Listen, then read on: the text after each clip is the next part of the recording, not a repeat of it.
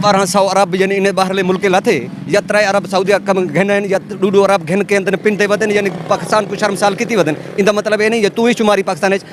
3 अरब घन के अंदर उतो के अंदर अपना पैसा क्यों नहीं दे वजह क्या है इनका सिर्फ अपने पैसे को बचाने दे वास्ते अपने पैसे को लुकाने दे वास्ते आके मखलूकात च तमाशा बना देन डकी जाना नहीं असा अगर हुकूमत के बारे कोई गाल करूँ या दसूँ अगर कोई गाल करूँ तो पकड़ के ढक रहे सन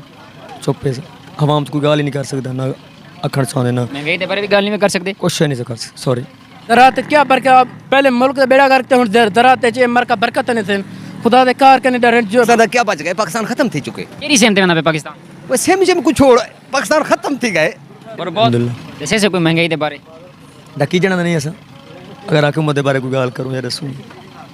अगर कोई गाल करूँ तो पकड़ के ढक रहे सन चुप्पे से हवाम कोई गाल ही नहीं कर सकता ना अखड़ चाहते ना महंगाई के बारे भी गाल नहीं कर सकते कुछ नहीं से कर सॉरी